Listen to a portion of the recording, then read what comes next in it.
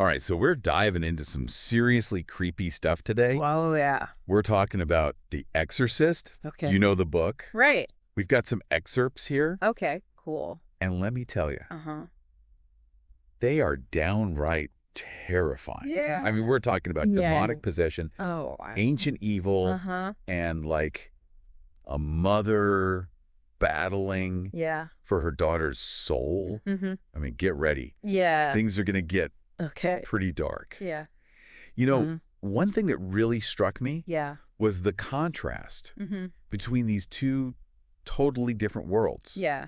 You've got Father Marin Okay. out in the desert Yeah. in Iraq, Right. digging up ancient stuff, Mm-hmm. like dealing with like Yeah. the weight of history. Yeah. And then we jump to like Uh-huh. Hollywood, Right. Chris McNeil Yeah. and her daughter Yeah. living this totally different life, Right. like Right. totally different from Marin's world. Yeah. Yeah. It's a crazy contrast. It is. You know what struck me the most was the way that the novel like Yeah. juxtaposes these two worlds. Yeah. You have Father Marin Right. knee deep in like the Iraqi desert, unearthing these relics and wrestling with like the weight of history. Totally. And then bam, Yeah. we're like thrown into the bright lights of Hollywood Right. with Chris McNeil and her daughter Reagan Exactly. living a life that just seems so far removed Totally different. from Father Marin's world. Yeah. And yet Yeah. their paths are like Right. going to collide. Exactly. And speaking of Father Marin, Yeah. his reaction to that Pazuzu talisman Right. is like Yeah. bone chilling. Oh, totally. He sees this like Yeah. vision Wow. of this like monstrous winged creature. Uh-huh. It's almost like a premonition. Right. You know? I know. Yeah. What'd you think of that? Yeah. I think it's fascinating how Blatty uses that talisman Yeah. to connect the ancient and the modern. Yeah. Like the sacred and the profane. Right. Like on the surface, it's just an artifact. But for Marin, Right. it represents this tangible presence of evil Yeah. that's about to just like erupt. Right. So it's like this brilliant foreshadowing of the Absolutely. conflict that's to come. And then Yeah. we're thrown into Reagan's world. Right. The bed shaking, Yeah. the weird personality changes. It's like so unsettling because Yeah. it starts so subtly. It's like a creeping shadow. It is. Right. Like I remember the first time I read about her transformation. Yeah. It's like gradual, but then by the end, Yeah. it's Yeah. just like, It's like a masterclass yeah, in psychological horror. right. Blatty doesn't just like hit you over the head with the demonic stuff Right. immediately. Uh-huh. He lets the tension build. You Yeah. see Reagan changing, but the doctors can't find anything wrong.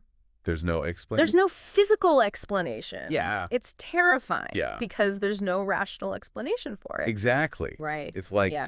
this evil is working Yeah. from the inside out, Uh-huh. and then things escalate. Yeah. And we're talking like Yeah. full-on horror movie stuff, Yeah. speaking in tongues, Mhm. superhuman strength. Right. The crucifix. It's like her innocence is being like Yeah. twisted and distorted. Right in front of us. Yeah. And that voice.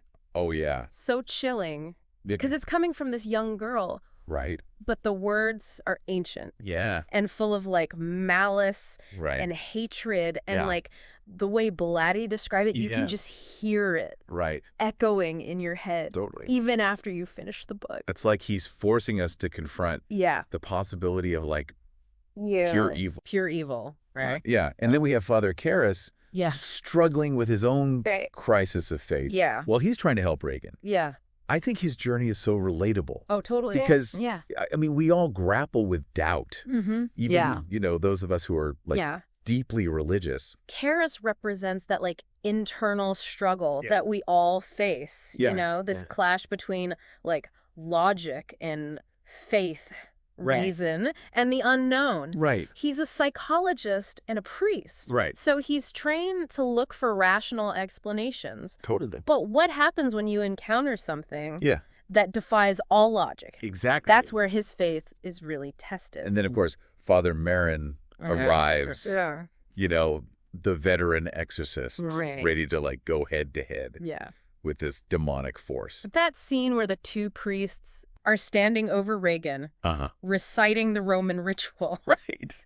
It's like a battle for her soul. Yeah. Did you get that sense of like Absolutely. anticipation. Oh, yeah. Like, this is it. Blatty masterfully builds the tension there. Yeah. It's not just some like random exorcism. Yeah. It's like this carefully orchestrated Yeah. ritual Right. with its own like rules and procedures. Right. The language, the Yeah. atmosphere, Right. the sheer exhaustion of the priests. Yeah. It all points to like the immense power Yeah. that they're dealing with. And then, bam. Yeah. Marin dies. Oh, yeah. Right in the middle of the exorcism. Yeah, It's heartbreaking. it is. But it also, like, It raises the stakes raises the stakes for Karas. for Kara. Now he's alone Yeah. facing this. He's got to face it alone, Yeah. Marin's death.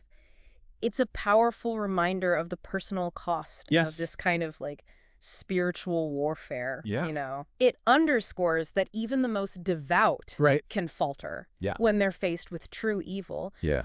But it also serves as a catalyst for Karas. Yeah. It pushes him Right. to make the ultimate sacrifice. And what a sacrifice. Oh, He taunts the demon. yeah. He challenges it Mhm. to possess him Yeah. instead of Reagan. Right. That moment Right. when Yeah. he rips the medallion from his neck. Yeah. You can just feel. You can feel his desperation. Yes. His love for this child. His love for Reagan. It's an Yeah. incredibly... It's the climax Yeah. of his internal struggle. Yeah. He finally lets go of his doubts Yeah. and like embraces faith Right. as his weapon. It's not about logic anymore. It's not about logic. It's about love.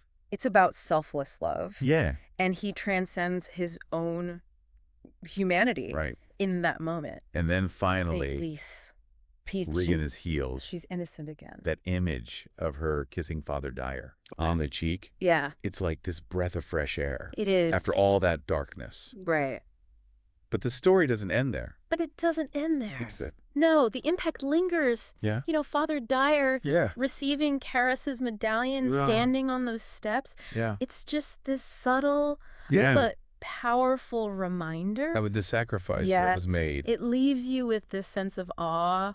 Yes. And maybe even a little sadness. Yeah. So where does this deep dive leave us? Yeah. What does The Exorcist teach us Yeah. about faith, Mm-hmm. doubt, Yeah. and the nature of evil? It's more than just a scary story. It's more than just a scary story. Isn't it? Exactly. Yeah.